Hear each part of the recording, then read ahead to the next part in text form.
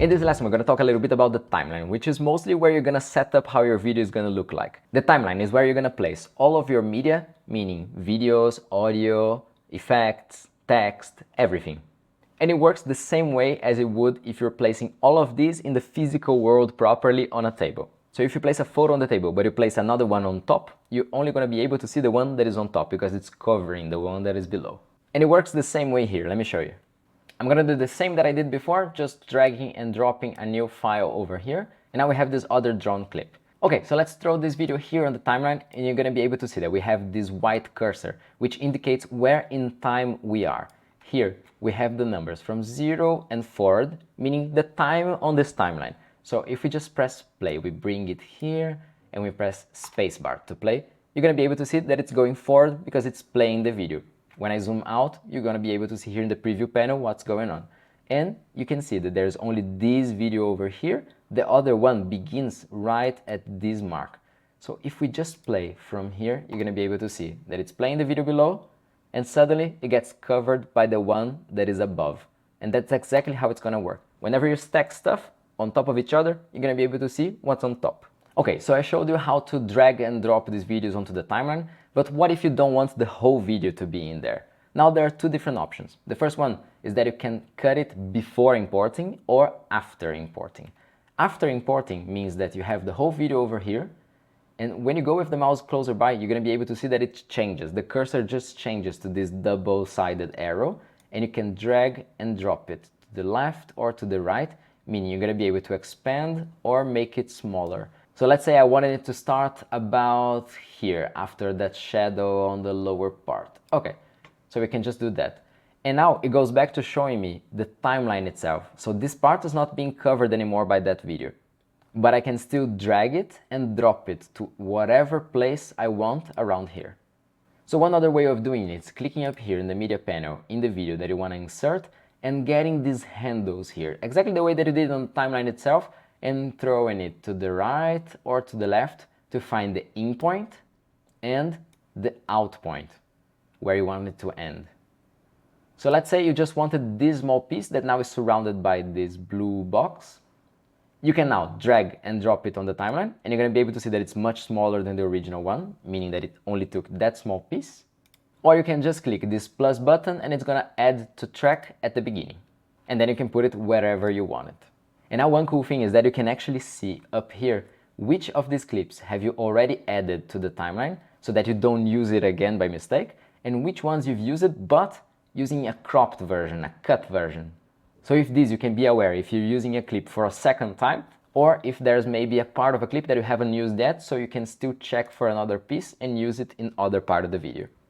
Now here on the right, you're going to have some specific timeline settings and a couple of options more. So let's go one by one. The first ones that I want to show you, and you're going to notice immediately, is that there's a recording button over here, which actually is going to open this recording panel so that you can do voiceovers directly inside CapCut. You don't need to record it anywhere else and then import it here. You can just do directly inside the software. So easy. And another one you're probably going to use all the time, which is this magnifying tool over here. Let me show you zoomed out how you're going to see it. And it just means that the more you go to the right, the zoomed in you're going to be in the timeline itself, so that you can change things with a lot of precision. Or if you want to have a bird's eye view of what's going on, you can just throw it to the left and see the whole timeline with all the clips. Now we have the main track magnet, the auto snapping, the linkage between video and audio, and the preview access. So the main track magnet means that whenever you grab something from the main track over here, meaning the first one, it's just gonna drag everything all together, and when you let it go, it's just gonna snap back to the beginning. So it won't let you have a gap right at the start by mistake.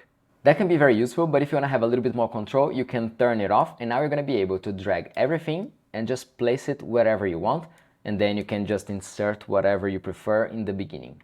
By the way, these ones are important for you to know because they're easily disabled or enabled through shortcuts on the keyboard. So maybe you're gonna see that something changes on the timeline, the behavior just changed and you don't know what it is.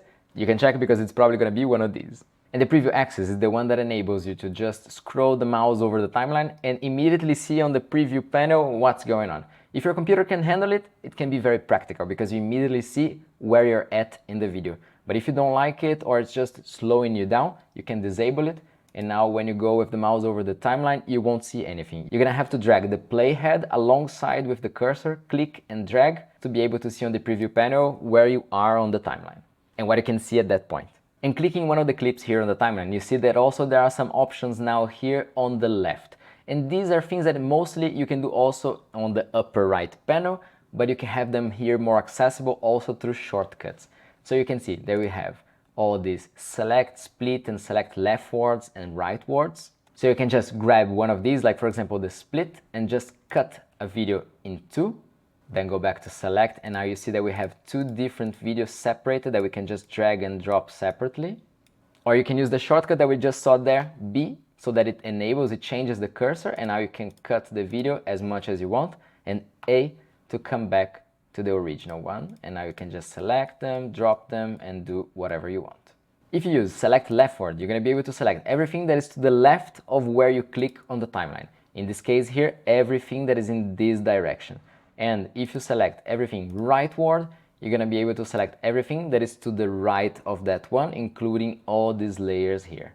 When you're very comfortable with these tools, using the shortcuts is going to make everything much faster. Later on, we're going to talk a little bit more about them. And here we have some other options like split, which is just going to split the selected clip in two where the playhead is. Delete or backspace is going to eliminate that clip that is selected. So now I have to click a new one to see the options again. Now freeze is a very interesting option because sometimes you just want to pause the video for a second and see an image for a little bit longer. So let me zoom out here a little bit. And you can see that here we just have the drone going forward. But let's say I just wanted to stop in this image here for 5 seconds to show something on screen, like text, for example. I can just click the clip, click on freeze, and it's going to create a 3 seconds freeze frame where it is. And then right after, we have the clip continuing from where it stopped normally with the movement. Other cool options we're going to find over here are the reverse. So it's just going to grab a clip like this, for example, in which the drone is going forward. You can click the clip over here and then click on reverse. It's gonna do its thing and it's just going to reverse this clip backwards. So now if we play this one, it's actually going backwards. There's also the mirror option in which it's just going to mirror the video around. You can do the way you prefer. And as I said before, you can access all of these up here on the right also and have a little bit more control.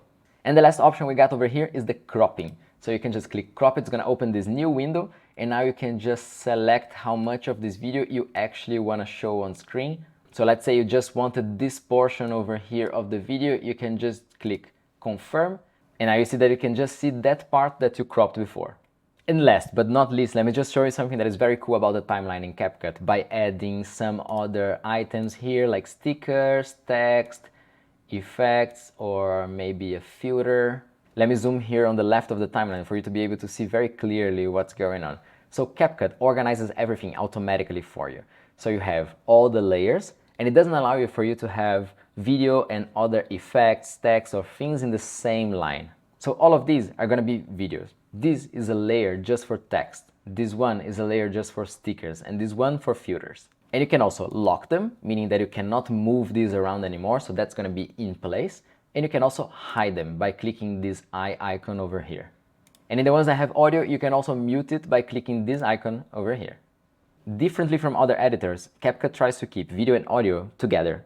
So if you import a clip that has audio, like this one for example, you're going to be able to see that actually the audio is down here. It's this small line below the preview of the video. So if I just try to drag it up or down, you're going to be able to see that I'm playing with the volume of the audio. But it makes it a little bit difficult to control this way. So one thing you can do is right click and go to separate audio. And now you're going to be able to see that there's a layer with the audio symbol down here, and this is the audio of that video over there, for which you also have the control of blocking or muting if you'd like. Now to select things on the timeline, you can either click on them individually or you can drag and create a rectangle around everything that you want to select. And now they're all going to move together. And actually, if this is exactly the way you wanted it to be, you could click with the right mouse button and come up to group. And this is going to create a group amongst all of these. So now if you click any of them, you're actually going to be selecting all of them at the same time, so that you don't have to repeat the same action 1 million times by dragging, selecting all of them together, and then moving it around. Now one click is enough and you can drag all of it wherever you want. So in this lesson, you learned everything you need to know to navigate the timeline with any kind of object you want to place in there. Editing later on is going to be all about stacking things in the timeline to show whatever you want and moving them around the way you just learned. Now we're ready to move on to the next lesson, which we're going to talk about all the parameters we can change for one video clip. This includes some basic things like positioning and zooming on the videos, but also some truly insane ones that CapCut offers, especially for being a free software. See you there.